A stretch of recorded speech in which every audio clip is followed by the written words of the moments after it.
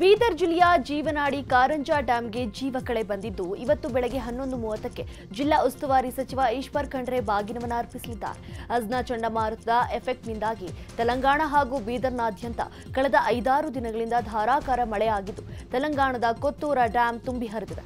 ಪರಿಣಾಮ ಕಾರಂಜಾ ನದಿಗೆ 5,000 ಕ್ಯೂಸೆಕ್ಸ್ ಹೊಳಹರಿವು ಬಂದಿತ್ತು. ಪರಿಣಾಮ 90%ಕ್ಕೂ ಅಧಿಕ ಪ್ರಮಾಣದ ನೀರು ಕಾರಂಜಾ ಡ್ಯಾಂನಲ್ಲಿ ಸಂಗ್ರಹವಾಗಿದೆ. ಕಾರಂಜಾ ಡ್ಯಾಂ ಭರ್ತಿಯಾದ ಹಿನ್ನೆಲೆ ಜಿಲ್ಲೆಯ ರೈತರು ಸಂತಸಗೊಂಡಿದ್ದು ಇಂದು ಬೀದರ್ ಜಿಲ್ಲಾ ಉಸ್ತುವಾರಿ ಸಚಿವ ಈಶ್ವರ್ ಖಂಡ್ರೆ ಬಾಗಿನವನ್ನು ಅರ್ಪಿಸಲಿದ್ದಾರೆ. ಎತ್ತಿನಹೊಳೆ ಯೋಜನೆಗೆ ಸಿಎಂ ಸಿದ್ದರಾಮಯ್ಯ ಚಾಲನೆ ಹಿನ್ನೆಲೆಯಲ್ಲಿ ಕೋಲಾರ ಸಂಸದ ಮಲೇಶ್ ಬಾಬು ಪ್ರತಿಕ್ರಿಯೆ ಕೊಟ್ಟಿದ್ದಾರೆ. ತರಾತುರಿ ಉದ್ಘಾಟನೆ ಮಾಡಿದ್ದನ್ನು ನೋಡ್ತಾ ಇದ್ರೆ ಕೋಲಾರ ಚಿಕ್ಕಬಳ್ಳಾಪುರಕ್ಕೆ ನೀರು ಬರುವಂತ ವಿಶ್ವಾಸ ಇಲ್ಲ. ಸರ್ಕಾರದ ವೈಫಲ್ಯವನ್ನ ಮರೆಮಾಚುವುದಕ್ಕೆ ಮುಗಿಯದ ಯೋಜನೆಗಳನ್ನ ತರಾತುರಿಯಲ್ಲಿ ಉದ್ಘಾಟಿಸಿದ್ದಾರೆ. ಹೀಗಾಗಿ ಎತ್ತಿನಹೊಳೆ ಯೋಜನೆ ಕೋಲಾರ ಜಿಲ್ಲೆಗೆ ಬರುತ್ತೋ ಇಲ್ವೋ ಅನ್ನೋ ಆತಂಕ ಇದೆ ಅಂತ ಹೇಳಿದ್ದಾರೆ. ನಾವು ಅದೇ ಹೇಳೋದು, ತರಾತುರಿಯಲ್ಲಿ ಮಾಡ್ತಾ ಇದ್ದಾರೆ ಅಂತ. ಏನು ಎತ್ತಿನಹೊಳೆ ನೀರು ಕೋಲಾರ ಜಿಲ್ಲೆ ಮತ್ತು ಚಿಕ್ಕಬಳ್ಳಾಪುರ ಜಿಲ್ಲೆಗೆ ಬರುತ್ತೆ ಅಂತ ಏನು ಒಂದು ವಿಶ್ವಾಸ ಏನು ಇತ್ತೋ, ಇದು ನೋಡ್ತಾ ಇದ್ದರೆ ಇವಾಗ ಇದನ್ನು ನೀರು ತುಮಕೂರು ಜಿಲ್ಲೆ ಮತ್ತು ಅಲ್ಲಿ ಸುತ್ತಮುತ್ತ ಹಾಸನ ಜಿಲ್ಲೆಗೆ ಅಲ್ಲೇ ಬಿಟ್ಟು ಈ ಪ್ರಾಜೆಕ್ಟ್ನ ಅಲ್ಲೇ ಕ್ಲೋಸ್ ಮಾಡೋದು ಪರಿಸ್ಥಿತಿಯಲ್ಲಿ ಕಾಣಿಸ್ತಾ ಇದೆ. ಏನೋ ಒಂದು ನಮ್ಮ ಕೋಲಾರ ಜಿಲ್ಲೆ ಮತ್ತು ಚಿಕ್ಕಬಳ್ಳಾಪುರ ಜಿಲ್ಲೆಗೆ ನೀರು ಕೊಡ್ತೀವಿ ಅಂತ ಈ ಎತ್ತಿನಹೊಳೆ ಪ್ರಾಜೆಕ್ಟ್ ಏನು ಸ್ಟಾರ್ಟ್ ಮಾಡಿದಿರೋ ಅದು ನಮಗೆ ಬರುತ್ತೆ ಅಂತ ಕೂಡ ಗ್ಯಾರಂಟಿ ಇಲ್ಲ ಅಂತ ಒಂದು ಅನಿಸಿಕೆ ಇವಾಗ ಬರ್ತಾ ಇದೆ. ಆದರೆ ಇನ್ನು ಮುಂದಿನ ದಿನಗಳಲ್ಲಿ ಮತ್ತೆ ಮುಖ್ಯಮಂತ್ರಿನ ಇವನ್ನೆಲ್ಲ ಮಾತಾಡಿ ದಯವಿಟ್ಟು ಕೋಲಾರ ಮತ್ತು ಚಿಕ್ಕಬಳ್ಳಾಪುರ ಜಿಲ್ಲೆನ ಮರ್ತೋಗ್ಬೇಡಿ ಅಂತ ಹೇಳೋ ಪರಿಸ್ಥಿತಿ ಬರುತ್ತೆ. ಹುಬ್ಬಳ್ಳಿಯ ಜಿಲ್ಲಾ ಬಿಜೆಪಿ ಕಾರ್ಯಾಲಯದಲ್ಲಿ ಬಿಜೆಪಿ ಸದಸ್ಯತ್ವ ಅಭಿಯಾನ ನಡೆಯಿತು. ಅಭಿಯಾನಕ್ಕೆ ಕೇಂದ್ರ ಸಚಿವ ಪ್ರಹ್ಲಾದ್ ಜೋಶಿ ಚಾಲನೆ ಕೊಟ್ಟರು. ಈ ವೇಳೆ ಮಾತನಾಡಿದ ಜೋಶಿ, ಇಡೀ ದೇಶದಲ್ಲಿ ಬಿಜೆಪಿಯಿಂದ 11 ಕೋಟಿ ಸದಸ್ಯತ್ವ ಮಾಡಿಸುತ್ತೆ. ಜಗತ್ತಿನಲ್ಲಿಯೇ ಅತಿ ಹೆಚ್ಚು ಸದಸ್ಯರನ್ನು ಹೊಂದಿರುವ ಪಕ್ಷ ಬಿಜೆಪಿಯಾಗಿದೆ. ಮಿಸ್ ಕಾಲ್ ಮೂಲಕ ಸದಸ್ಯತ್ವ ಮಾಡಿದ್ದಕ್ಕೆ ಈ ಹಿಂದೆ ಕೆಲವರು ವ್ಯಂಗ್ಯವನ್ನ ಆಡಿದ್ರು. ವ್ಯಂಗ್ಯವಾಡಿದ ಕಾಂಗ್ರೆಸ್ನವರೇ ಬಿಜೆಪಿಯನ್ನ ಈಗ ಫಾಲೋ ಮಾಡ್ತಿದ್ದಾರೆ ಅಂತ ಹೇಳಿದ್ದಾರೆ. ಟೈಗರ್ ಕನ್ಸರ್ವೇಷನ್ ಅಥಾರಿಟಿ ಅವರು ಈ ಒಂದು ವಿಷಯದಲ್ಲಿ ಪ್ರತಿಕ್ರಿಯೆಯನ್ನು ಕೊಡಬೇಕಾಗಿತ್ತು. ಮೊದಲನೇದಾಗಿ ನಾನು ಈಗೂ ಸ್ಪಷ್ಟಪಡಿಸಬಯಸ್ತೀನಿ, ರಾಜ್ಯ ಸರ್ಕಾರ ಕಳಸ ಬಗ್ಗೆ ಇನ್ನೂ ಕಳಿಸೇ ಇಲ್ಲ ಪ್ರಪೋಸಲ್. ಬಂಡೂರ ಬಗ್ಗೆ ಒಂದು ಪ್ರಪೋಸಲ್ ಇದೆ. ಅದರಲ್ಲಿ ಉಳಿದ ಎಲ್ಲ ಸಂಗತಿಯನ್ನು ನಾವೇ ಮಾಡಿದ್ದೀವಿ ಬಿ ಜೆ ಪಿಯವರು. ನಾನು ಹಿಂದೆನೂ 16 ಬಾರಿ ಹೇಳಿದ್ದೇನೆ. ಇದ್ರದ್ದು ಎನ್ವೈರ್ಮೆಂಟ್ ಎಕ್ಸಂಪ್ಷನ್ ಕೊಡಿಸಿದವರು ನಾವು,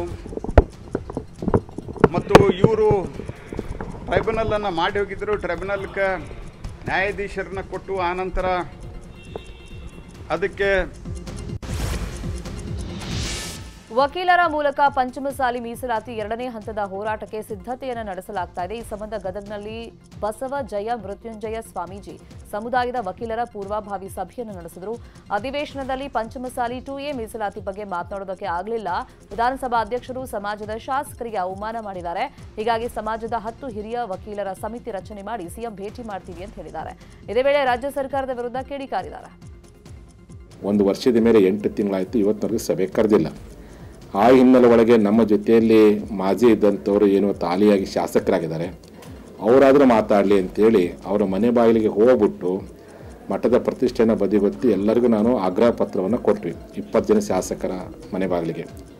ಅವರು ನಾನು ಹೋದಾಗ ಭಾಳ ಭಕ್ತಿಯಿಂದ ಸ್ವಾಗತ ಮಾಡಿದರು. ಅಧಿವೇಶನದಲ್ಲಿ ಈ ಬಾರಿ ಮಾತಾಡ್ತೀವಿ, 1 ವರ್ಷದಲ್ಲಿ ನಮ್ಮ ಕೈಲಿ ಮಾತಾಡೋಕ್ಕಾಗಿಲ್ಲ, ಈ ಅಧಿವೇಶನದಲ್ಲಿ ಮಾತಾಡ್ತೀವಿ ಅಂತೇಳಿ ನಮ್ಮ ಜೊತೆ ತುಂಬ ಚೆನ್ನಾಗಿ ವಾಗ್ದಾನ ಮಾಡಿದರು. ಆದರೆ ಅಧಿವೇಶನದಲ್ಲಿ ಯಾವೊಬ್ಬ ಶಾಸಕರುಗಳು ಮಾತಾಡಿಲ್ಲ.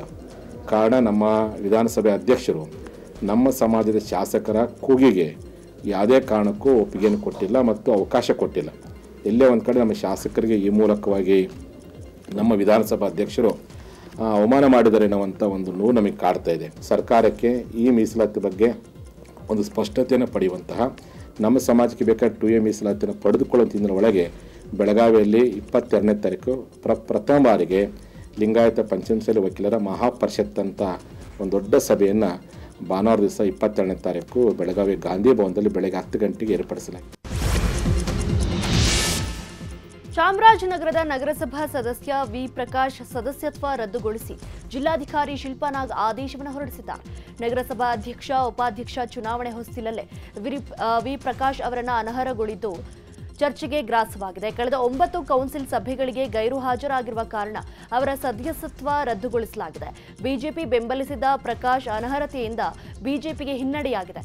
ಅಧಿಕಾರದ ಚುಕ್ಕಾಣಿ ಹಿಡಿಯಲು ಕಾಂಗ್ರೆಸ್ಗೆ ಈಗ ಹಾದಿ ಸುಗಮವಾಗಿದೆ. ಬೀದರ್ ಜಿಲ್ಲೆ ಬಸವ ಕಲ್ಯಾಣದಲ್ಲಿ ರೇಪ್ ಅಂಡ್ ಮರ್ಡರ್ ಆದ ಯುವತಿ ಮನೆಗೆ ಶಾಸಕ ಶರಣು ಸಲಗಾರ್ ಹಾಗೂ ಸಂಸದ ಸಾಗರ್ ಖಂಡ್ರೆ ಭೇಟಿ ಕೊಟ್ಟರು. ಸಂತ್ರಸ್ತೆ ಕುಟುಂಬಸ್ಥರಿಗೆ ಸಾಂತ್ವನ ಹೇಳಿ ಸರ್ಕಾರದಿಂದ ಪರಿಹಾರದ ಚೆಕ್ ವಿತರಿಸಿದರು. ಇದಕ್ಕೂ ಮೊದಲು ಮಾಜಿ ವಿಧಾನ ಪರಿಷತ್ನ ಸದಸ್ಯ ವಿಜಯ್ ಸಿಂಗ್ ಪ್ರತ್ಯೇಕವಾಗಿ ಭೇಟಿ ನೀಡಿ ಸಾಂತ್ವನ ಹೇಳಿದ್ದಲ್ಲದೆ ವೈಯಕ್ತಿಕವಾಗಿ ಆರ್ಥಿಕ ಸಹಾಯ ಮಾಡಿದರು. ಇನ್ನು ಆರೋಪಿಗಳಿಗೆ ಕಠಿಣ ಶಿಕ್ಷೆ ಕೊಡಿಸುವಂತ ಭರವಸೆಯನ್ನು ಕೊಟ್ಟಿದ್ದಾರೆ ಈಶ್ವರ್ ಖಂಡ್ರೆ. ಈಗಾಗಲೇ ಹೇಳಿದ್ದೇನೆ, ಸಂತ್ರಸ್ತರ ಮನೆಗೆ ಭೇಟಿ ಕೊಟ್ಟಿದ್ದೇನೆ. ಕಠಿಣವಾದಂಥ ಶಿಕ್ಷೆ ಕೊಡ್ತೀವಿ. ಯಾರು ಆರೋಪಿಗಳಿದ್ದಾರೆ ಅವರಿಗೆ ದಸ್ತಗಿರಿ ಮಾಡಲಾಗಿದೆ. ಫಾಸ್ಟ್ ಟ್ರ್ಯಾಕ್ ಮಾಡ್ತೀವಿ. ಪೊಲೀಸರು ಒಳ್ಳೆಯ ರೀತಿಯಿಂದ ಕೆಲಸ ಮಾಡ್ತಾ ಇದ್ದಾರೆ. ಜಿಲ್ಲಾಡಳಿತ ನಿಗಾ ವಹಿಸಿದೆ. ಸರ್ಕಾರನೂ ಅದ್ರ ಬಗ್ಗೆ ಅತ್ಯಂತ ಗಂಭೀರತೆಯಿಂದ ಪರಿಗಣನೆ ಮಾಡಿದ್ದೇವೆ. ಯಾರು ಮಹಿಳೆಯರ ಮೇಲೆ ದೌರ್ಜನ್ಯ ಮಾಡ್ತಾರೆ, ಅತ್ಯಾಚಾರ ಮಾಡ್ತಾರೆ, ಅದಕ್ಕೆ ಝೀರೋ ಟಾಲರೆನ್ಸ್ ಇದೆ. ಅದಕ್ಕೆ ಕಾನೂನು ರೀತಿಯ ಕ್ರಮ ಜರುಗಿಸ್ತೀವಿ. ಕೋಲ್ಕತ್ತಾದಲ್ಲಿ ಟ್ರೈನಿ ವೈದ್ಯೆ ರೇಪ್ ಅಂಡ್ ಮರ್ಡರ್ ಪ್ರಕರಣ ಬೆನ್ನಲ್ಲೇ ರಾಜ್ಯದಲ್ಲೂ ಭದ್ರತೆ ಬಗ್ಗೆ ಕೂಗು ಹೆಚ್ಚಾಗಿದೆ. ಇದರ ಮಧ್ಯೆ ಬೀದರ್ನ ಬ್ರಿಮ್ಸ್ ಆಸ್ಪತ್ರೆಗೆ ಸಚಿವ ಈಶ್ವರ್ ಖಂಡ್ರೆ ದಿಢೀರ್ ಭೇಟಿ ಕೊಟ್ಟು ಪರಿಶೀಲಿಸಿದ್ರು. ನೈಟ್ ಡ್ಯೂಟಿ ಮಾಡ್ತಿದ್ದ ನರ್ಸ್ ಟ್ರೈನಿ ವೈದ್ಯರ ಜೊತೆ ಸಮಾಲೋಚನೆ ನಡೆಸಿದ್ರು. ಸಮಸ್ಯೆಗಳಿದೆಯಾ, ತೊಂದರೆ ಆಗ್ತಿದೆಯಾ, ಏನಾದರೂ ಇದ್ರೆ ಹೇಳಿ ಅಂತ ಹೇಳಿದ್ರು. ಆಸ್ಪತ್ರೆ ಸುತ್ತ ರಾತ್ರಿ ಗಸ್ತು ತಿರುಗಲು ಪೊಲೀಸರಿಗೆ ಈಶ್ವರ್ ಖಂಡ್ರೆ ಸೂಚನೆ ಕೊಟ್ಟರು. ರಾಜ್ಯದಲ್ಲಿ ಇಂದಿನಿಂದ 1 ವಾರಗಳ ಕಾಲ ಮಳೆ ಅಬ್ಬರಿಸುವಂತಹ ಸಾಧ್ಯತೆ ಇದೆ. ಈ ಬಗ್ಗೆ ಭಾರತೀಯ ಹವಾಮಾನ ಇಲಾಖೆ ಮುನ್ಸೂಚನೆಯನ್ನು ಕೊಟ್ಟಿದ್ದು ಸೆಪ್ಟೆಂಬರ್ 12ರವರೆಗೆ ಮಳೆ ಅಲರ್ಟ್ ಅನ್ನು ಕೊಟ್ಟಿದೆ. ಉತ್ತರ ಕನ್ನಡ, ಯಾದಗಿರಿ, ಬೆಳಗಾವಿ, ರಾಯಚೂರು, ಉಡುಪಿ, ಶಿವಮೊಗ್ಗ, ಚಿಕ್ಕಮಗಳೂರು, ತುಮಕೂರು, ದಕ್ಷಿಣ ಕನ್ನಡ, ಹಾಸನ, ಚಿತ್ರದುರ್ಗ ಜಿಲ್ಲೆಗಳಲ್ಲಿ ಮಳೆ ಸಾಧ್ಯತೆ ಇದೆ. ಅಗತ್ಯ ಕ್ರಮ ವಹಿಸುವಂತೆ ಸ್ಥಳೀಯ ಜಿಲ್ಲಾಡಳಿತಗಳಿಗೆ ಹವಾಮಾನ ತಜ್ಞರು ಸೂಚನೆಯನ್ನು ಕೊಟ್ಟಿದ್ದಾರೆ. ಇನ್ನು ಸಿಲಿಕಾನ್ ಸಿಟಿ ಬೆಂಗಳೂರಲ್ಲಿ 2 ದಿನಗಳ ಕಾಲ ಮಳೆ ಅಲರ್ಟ್ ನೀಡಿದೆ ಭಾರತೀಯ ಹವಾಮಾನ ಇಲಾಖೆ. ಇವತ್ತು ಮತ್ತೆ ನಾಳೆ ನಗರದ ಹಲವೆಡೆ ಸಾಧಾರಣ ಮತ್ತು ಅತಿ ಸಾಧಾರಣ ಮಳೆಯ ಮುನ್ಸೂಚನೆಯನ್ನು ನೀಡಲಾಗಿದ್ದು ನಗರದಲ್ಲಿ ಮೋಡ ಕವಿದ ವಾತಾವರಣ ಇರುವಂತಹ ಸಂಭವ ಇದೆ. ಪ್ರತಿಷ್ಠಾಪನೆಯಾದ ಗಣಪನ ವಿಸರ್ಜನೆಗೆ ಬಿಬಿಎಂಪಿ ಸಕಲ ಸಿದ್ಧತೆ ಮಾಡಿಕೊಂಡಿದೆ. ನಗರದಲ್ಲಿ 15 ಕಲ್ಯಾಣಿಗಳಲ್ಲಿ ವಿಸರ್ಜನೆಗೆ ಅವಕಾಶ ಕೊಡಲಾಗಿದೆ. ಯಡಿಯೂರು, ಹೆಬ್ಬಾಳ, ಸ್ಯಾಂಕಿಟ್ಯಾಂಕಿ ಕೆರೆಗಳಿಗೆ ಹೆಚ್ಚಿನ ಸಂಖ್ಯೆಯಲ್ಲಿ ಗಣೇಶ ವಿಸರ್ಜನೆ ಮಾಡುವ ಸಾಧ್ಯತೆ ಇದೆ. ಹೀಗಾಗಿ ಒಂದೊಂದು ಕಲ್ಯಾಣಿಗೆ 80 ಈಜುಗಾರರನ್ನ ನೇಮಿಸಲಾಗಿದೆ. ಕಲ್ಯಾಣಿ ಸುತ್ತಲೂ ಸಿಸಿಟಿವಿ ಕ್ಯಾಮೆರಾ ಹಾಗೂ ಹೈಟೆಕ್ ಲೈಟಿಂಗ್ ವ್ಯವಸ್ಥೆ ಇದ್ದು ಬ್ಯಾರಿಕೇಡ್ ಅಳವಡಿಸಲಾಗಿದೆ. ಇಂದು ಗಣೇಶ ಚತುರ್ಥಿ ಹಬ್ಬದ ಪ್ರಯುಕ್ತ ನಗರದಲ್ಲಿ ಪ್ರಾಣಿವಧೆ ನಿಷೇಧ ಮಾಡಲಾಗಿದೆ. ನಗರದ ಕಸಾಯಿಖಾನೆಗಳಲ್ಲಿ ಪ್ರಾಣಿವಧೆ ಹಾಗೂ ಮಾರಾಟ ಮಳಿಗೆಗಳಲ್ಲಿ ಮಾಂಸ ಮಾರಾಟ ಮಾಡುವುದನ್ನು 1 ದಿನದ ಮಟ್ಟಿಗೆ ಸಂಪೂರ್ಣವಾಗಿ ನಿಷೇಧಿಸಲಾಗಿದೆ. ಗಣೇಶ ಹಬ್ಬದ ಹಿನ್ನೆಲೆಯಲ್ಲಿ ರಾತ್ರಿಯೇ ಊರುಗಳತ್ತ ಜನ ತೆರಳಿದ್ದು ಬಸ್ಗಳೆಲ್ಲವೂ ಫುಲ್ ರಶ್ ಆಗಿದ್ವು.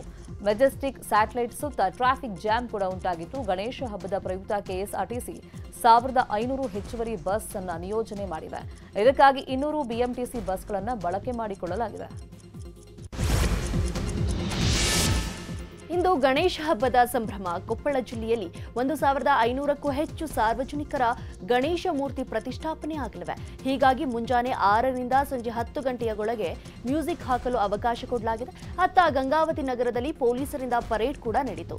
ಶಾಂತಿಯುತ ಗಣೇಶೋತ್ಸವಕ್ಕೆ ಕ್ರಮ ಕೈಗೊಳ್ಳಲಾಗಿದೆ ಅಂತ ಜಿಲ್ಲಾ ಪೊಲೀಸ್ ವರಿಷ್ಠಾಧಿಕಾರಿ ಡಾಕ್ಟರ್ ರಾಮ ಅರಸಿದ್ದಿ ಮಾಹಿತಿ ಕೊಟ್ಟರು. ನಮ್ಮ ಜಿಲ್ಲೆ ವ್ಯಾಪ್ತಿಯಲ್ಲಿ ಸುಮಾರು 1500ಕ್ಕಿಂತ ಜಾಸ್ತಿ ಸಾರ್ವಜನಿಕ ಗಣಪತಿಗಳನ್ನು ಇನ್ಸ್ಟಾಲ್ ಮಾಡಲಾಗುವುದು.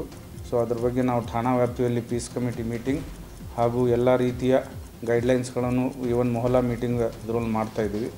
ಸೊ ಆರ್ಗ್ಯಾನಿಕ್ ಗಣಪತಿಗಳು ಉಪಯೋಗ ಮಾಡಬೇಕು ಅಂಥೇಳಿ ನಾ ಈ ಮೂಲಕ ಹೇಳೋಕ್ಕೆ ಇಷ್ಟಪಡ್ತೀನಿ. ಹಾಗೂ ನಮ್ಮಂದು ಎಲ್ಲ ಸಿಂಗಲ್ ವಿಂಡೋ ಸಿಸ್ಟಮ್ ಏನೇನು ನೀವು ಪರ್ಮಿಷನ್ಸ್ಗಳು ತೊಗೋಬೇಕು, KEB, ಗ್ರಾಮ ಪಂಚಾಯತಿ ಹಾಗೂ ಆಮೇಲೆ ಮುನ್ಸಿಪಾಲ್ಟಿ, ಫೈರ್, ಇವೆಲ್ಲ ಪೊಲೀಸ್ ಏನೇನು ಪರ್ಮಿಷನ್ಗಳು ತೊಗೊಳ್ಬೇಕು ಕಂಪಲ್ಸರಿ ಆಗಿ ಅಂತ ಹೇಳೋಕ್ಕೆ ಇಷ್ಟಪಡ್ತೀನಿ. ಇನ್ನು ಕೊಪ್ಪಳದಲ್ಲಿ ಶಾಲಾ ಮಕ್ಕಳೇ ಸಾಲಾಗಿ ನಿಂತು ಗಣೇಶ ಮೂರ್ತಿಯನ್ನು ರಚನೆ ಮಾಡಿದ್ದಾರೆ. ಗಂಗಾವತಿ ತಾಲೂಕಿನ ವಿದ್ಯಾನಿಕೇತನ ಪಬ್ಲಿಕ್ ಶಾಲಾ ಮಕ್ಕಳು ಗಣೇಶ ಮೂರ್ತಿಯನ್ನು ಚಿತ್ರಿಸಿದ್ದಾರೆ. ಈ ದೃಶ್ಯ ಡ್ರೋನ್ ಕ್ಯಾಮೆರಾದಲ್ಲಿ ಸೆರೆಯಾಗಿದೆ.